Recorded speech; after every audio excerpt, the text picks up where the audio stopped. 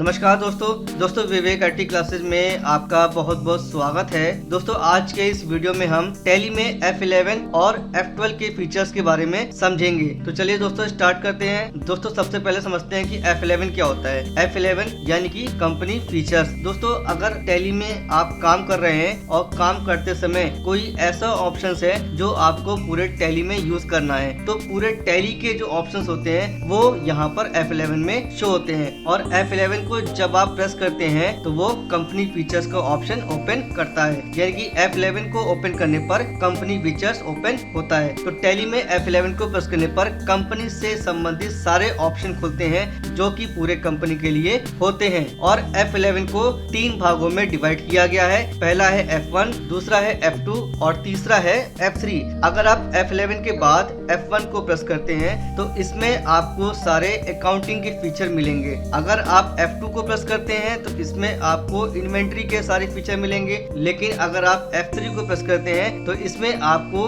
केवल टैक्स के सारे ऑप्शन दिखाई देंगे, जैसे कि GST हो गया, TDS है, TCS है और भी अलग अलग प्रकार के टैक्सेस आपको यहाँ पर दिखाई देंगे। दोस्तों यहाँ पर जानते हैं F1 यानी कि अकाउंटिंग फीचर्स में कौन कौन से ऑप्शन आपको यहाँ पर दिखाई देंगे। अकाउंटिंग फीचर्स में अकाउंट से संबंधित किसी भी ऑप्शन को आप यहाँ पर एक्टिवेट और डीएक्टिवेट कर सकते हैं अपनी नीड के अकॉर्डिंग। यानी कि अगर आपको लगता है कि हमें ये ऑप्शन यूज करना है, अकाउंट से संबंधित है, तो आप यहाँ पर उस ऑप्शन को यस कर सकते हैं। और अगर नहीं यूज करना है तो आप उस ऑप्शन को यहाँ से नो भी कर सकते हैं। जैसे मान लीजिए कि यहाँ पर लिखा हुआ है मेंटेन अकाउंट्स ओनली, यानी कि अगर आपको केवल अकाउंट्स पे काम करना है तो आप केवल इस ऑप्शन को यस करेंगे, लेकिन इसमें इन्वेंट्री का काम नहीं हो पाएगा। सेकंड नंबर में है इंटीग्रेट अकाउंट्स एंड इन्वेंट्री, यानी कि आपको अकाउंट्स के साथ साथ इन्वेंट्री पे काम करना है तो आपको ये वाला ऑप्शन यस करना होगा। थर्ड नंबर में है maintain bill wise detail,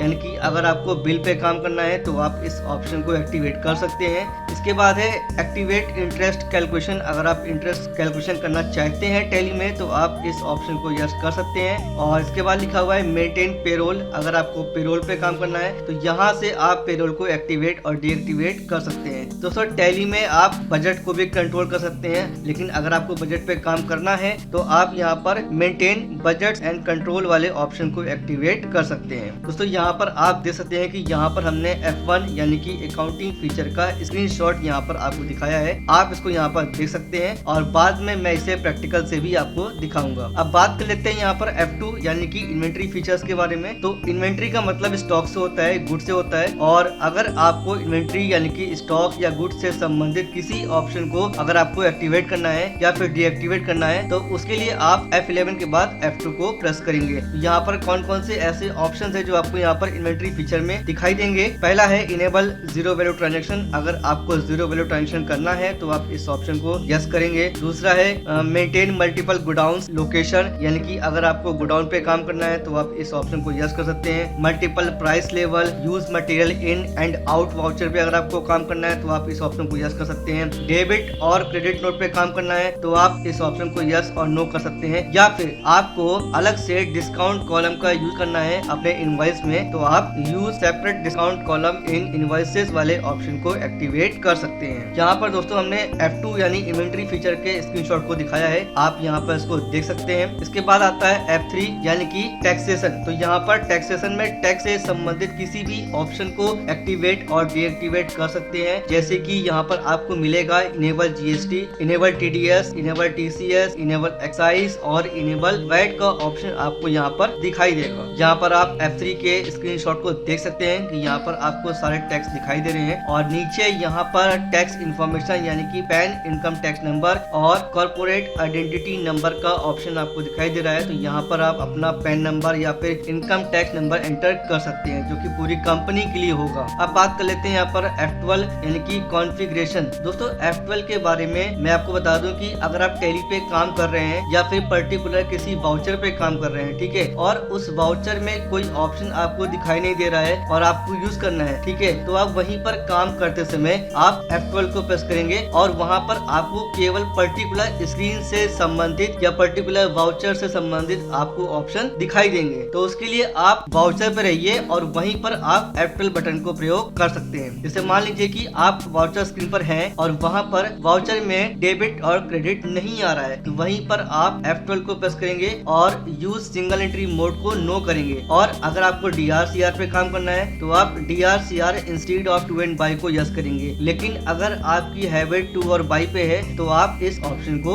no रखेंगे। यहाँ पर आप देख सकते हैं कि यहाँ पर F12 का स्क्रीनशॉट मैंने आपको दिखाया है और यहाँ पर सेकंड नंबर में ही आपका ऑप्शन लिखा हुआ है use single entry mode for payment receipt Contra voucher. तो यहाँ पर पहले से यस है। अगर आपको सिंगल एंट्री मोड पे काम नहीं करना है तो आप इस ऑप्शन को नो कर देंगे। अब दोस्तों यहाँ पर इसको प्रैक्टिकल से भी समझेंगे कि टैली में F11 और F12 फीचर से कैसे ऑप्शन को एक्टिवेट और डीएक्टिवेट करते हैं। दोस्तों यहाँ पर आप देख सकते हैं कि यहाँ पर आपके सामने टैली की स्क्रीन खुली हुई है और यहाँ पर पहले से ही एक कंपनी बनी हुई है विवेक IT क्लासेस के नाम से। आप यहाँ पर देख सकते हैं यहाँ पर पहले से एक कंपनी बनी हुई है विवेक IT क्लासेस के नाम से। तो यहाँ पर अगर आपको F11 प्रेस करना है तो आप अपने कीबोर्ड से F11 को प्रेस करेंगे। तो यहाँ पर आप देख सकते हैं कि यहाँ पर F11 को प्रेस करने के बाद कंपनी फीचर्स का ऑप्शन खुल गया है और यहाँ पर 3 ऑप्शन जो कि बहुत ही इंपॉर्टेंट होते हैं पूरे टैली के लिए वो आपको यहाँ पर दिखाई दे रहे हैं। पहला है अकाउंटिंग फीचर, दूसरा है इन्वेंट्री फीचर और तीसरा है टैक्सेशन। ठीक है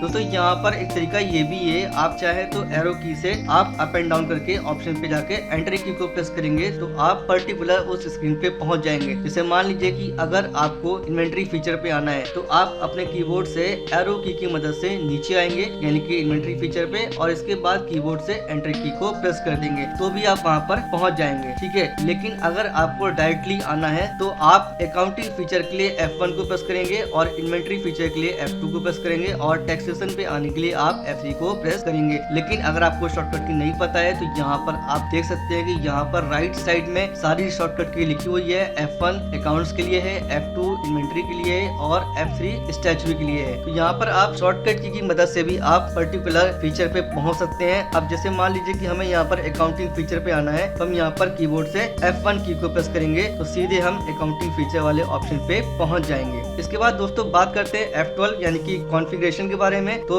यहाँ पर जाएंगे अकाउंटिंग फीचर पे और यहाँ पर कीबोर्ड से एंट्री की को प्रेस करेंगे। दोस्तों यहाँ पर आप देख सकते हैं कि यहाँ पर पेमेंट वाउचर है और पेमेंट वाउचर में यहाँ पर अकाउंट लिख के आ रहा है। ठीक है, लेकिन मान लीजिए कि आपकी हैबिट यहाँ पर DRCR की है तो यहाँ पर DRCR नहीं आ रहा है यानी कि पर्टिकुलर इसी वाउचर में प्रॉब्लम है। तो यहाँ पर आप केवल F12 को प्रेस करेंगे और F12 को प्रेस करने के बाद यहाँ पर सेकंड नंबर में लिखा हुआ है use single entry mode for payment receipt Contra voucher, तो इसको नो कर देंगे यहाँ पर। और यहाँ पर आप देख सकते हैं कि यहाँ पर use CR/DR instead of to and by during entry, यहाँ पर नो आ रहा है तो यहाँ पर इसको यस करेंगे और यस करने के बाद इस स्क्रीन को सेव कर देंगे। अब यहाँ पर आप देख सकते हैं कि यहाँ पर DR और CR दोनों ही यहाँ पे आपको आ रहे हैं। तो इस तरह से आप टैली में F11 और F12 की को यूज कर सकते हैं। दोस्तों लास्ट में मैं आपको फिर से बता दूं कि F11 पूरी कंपनी के लिए होता है यानी कि F11 में जितने भी ऑप्शन होते हैं वो पूरी पर्टिकुलर कंपनी के लिए होते हैं और F12 यानी कि स्क्रीन कॉन्फ़िगरेशन पर्टिकुलर स्क्रीन पे कोई ऑप्शन नहीं आ रहा है या फिर आप स्टॉक आइटम क्रिएट कर रहे हैं तो वहां पर अगर आपका गोडाउन नहीं शो कर रहा है या फिर मान लीजिए कि आपको अल्टरनेट यूनिट पे काम करना है तो इस तरह से अगर आपको पर्टिकुलर स्क्रीन से कोई ऑप्शन नहीं